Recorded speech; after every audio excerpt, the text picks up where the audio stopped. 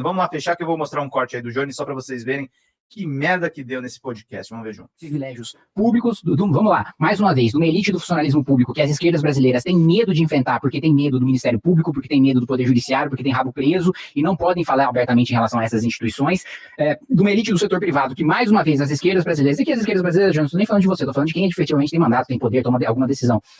As esquerdas brasileiras não fazem enfrentamento para as elites privadas que financiam as suas campanhas, que lucram com seus governos, né? Vamos lá, vamos lembrar, né? Fala tanto de banco, iniciativa privada, nunca houve governo que deu tanto privilégio tributário para a grande empresa do que o governo Dilma. O governo Dilma foi o maior promotor, aliás, a desoneração da folha para os setores começou no governo Dilma, né? E não há governo que mais concedeu, né, esse tipo de privilégio tributário do que os governos petistas. Não houve governo que os bancos lucraram tanto também do que quantos os governos petistas, e basta ver as doações, o pessoal do Itaú, né, Cacetuba, o Rubens Ometo, todas essas doações milionárias que se fazem para governos e para partidos de esquerdas, hoje o hegemônico, o dominante é o PT, são sócios do poder, né? Então não há que se dizer que, nossa, nós estamos com esse sistema há 100 anos, esse sistema não funcionou. Pelo amor de Deus, vamos pegar, mais uma vez, repito, isso sim a gente tem que olhar e nos espelhar, que é o que funcionou e que a gente não precisa reinventar a roda. 27, gente, vamos comentários. Lá. Acho que o Jones não concorda, vamos lá. Não, veja, não tem como concordar com essa piada. Assim, primeiro, assim, deputado, você passou uma vergonha aqui, né? Você comparou a dívida pública brasileira com a da Argentina e a da Grécia. A dívida pública argentina, o grande problema é que é uma dívida externa em dólar. A Argentina não emite dólar. Tem um perfil totalmente diferente da dívida pública brasileira. A Grécia não tem moeda, é a zona do euro, é um país sem soberania monetária. Então é uma dívida também externa, porque a Grécia não tem um ente monetário soberano. Isso, assim, é o básico do básico. O Brasil tem um ente monetário soberano, ele emite a sua própria moeda e hoje, nesse momento, a dívida externa é baixíssima. A dívida brasileira é basicamente um perfil de dívida interna em moeda própria que o Brasil emite. Então, assim, festival de ignorância econômica. Dito isso, o deputado fez assim, não, como assim a gente tem 100 anos de capitalismo de direita? Primeiro, capitalismo é modo de produção.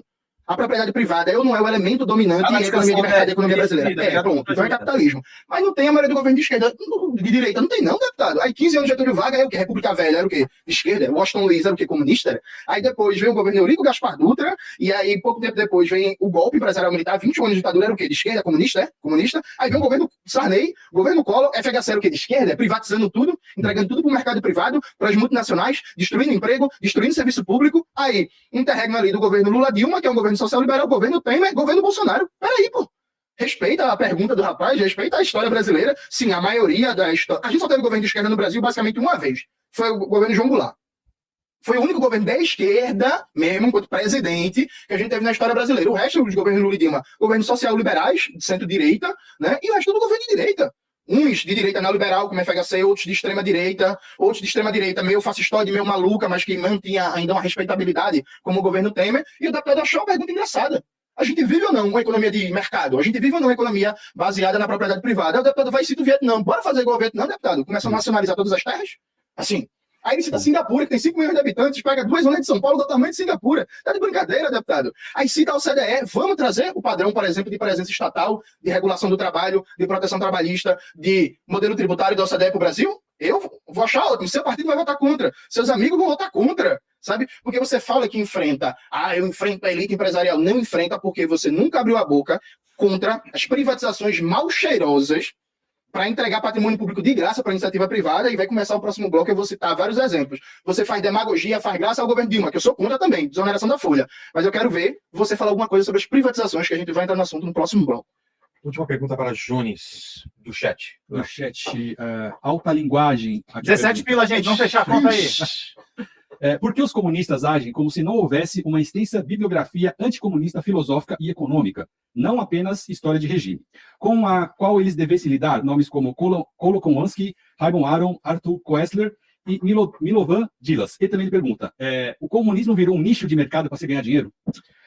Perfeito, vamos lá. Primeiro dos nomes que ele citou, o Raymond Aron é um bom autor, conservador e tal, mas é um autor qualificado que vale a pena ser lido. Eu não acho que marxista tem que só ler marxista, não. Tem que ver se o conservador ou liberal é um bom autor, né? Sei lá, foi um Olavo de Carvalho, é melhor não ler, é melhor ignorar. O Guembele gostava, deixou de gostar, mas o Raymond Aron é um autor respeitado, um autor conceituado que tem contribuições importantes, inclusive no âmbito das ciências sociais.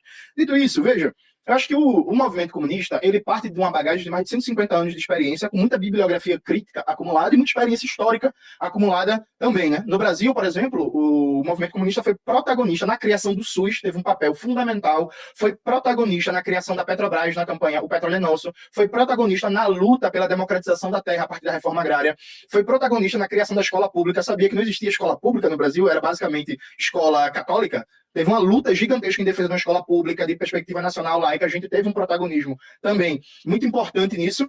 Então, eu acho que a gente tem uma bagagem, tem um recall muito importante. Eu, inclusive, lancei recentemente um livro novo, Batalha pela Memória, Reflexões sobre o Socialismo e a Revolução no Século XX, livro que está subindo agora para as minhas redes, publicado pela Baioneta e pela Ruptura, em que eu busco fazer esse balanço, né? Eu refuto falas que o Kim vai falar. É totalitarismo, e aí matou mais que o nazismo, e não sei o que, por aí vai. Eu peço a você, olhando diretamente a você, a cara do Kim tá atrapalhando, baixa aqui, olhando diretamente para você.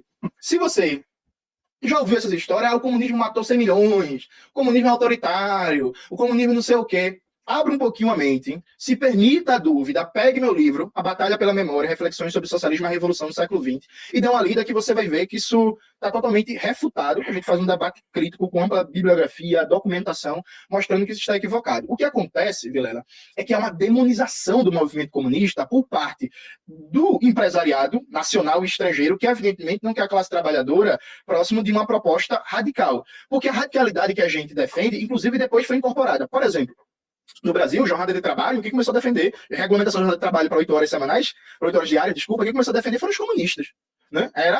Quando foi criado o Partido Comunista no Brasil em 22, era uma das principais bandeiras, até então não existia. Então, nas fábricas aqui em São Paulo, as pessoas trabalhavam 14, 16 horas por dia. A gente que surgiu com essa radicalidade, explicando que é exploração, explicando que é mais-valia, e dizendo assim, ó, tem que regulamentar para 8 horas diárias. Veja, isso todo mundo a gente está acostumado, mas foi uma conquista do movimento comunista. Férias, conquista do movimento comunista. Licença maternidade, conquista do movimento comunista. A maioria das bandeiras que hoje a gente coloca como civilizatória foram bandeiras que a gente defendia.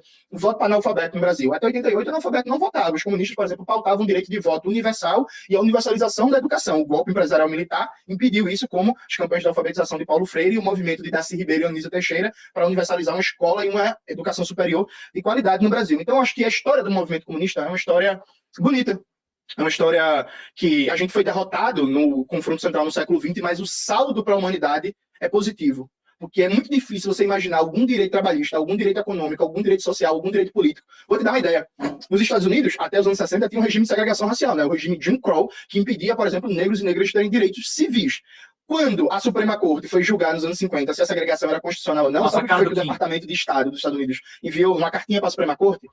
É preciso derrubar a segregação racial, porque os comunistas estão avançando muito na comunidade negra e estão usando isso para ampliar sua influência. O movimento comunista teve um papel fundamental para combater, por exemplo, a segregação racial nos Estados Unidos, que existia um crescimento real do movimento comunista. Sabe? Então, eu acho que é isso.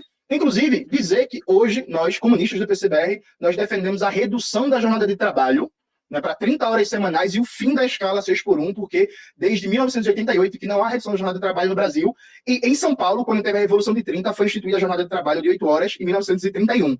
Faz quase 100 anos que a jornada de trabalho é a mesma e precisa ser reduzida. Deputado, você é igual Marcos Feliciano, que quer que o trabalhador trabalhe até a exaustão e morra a trabalhar, ou defende a redução da jornada de trabalho?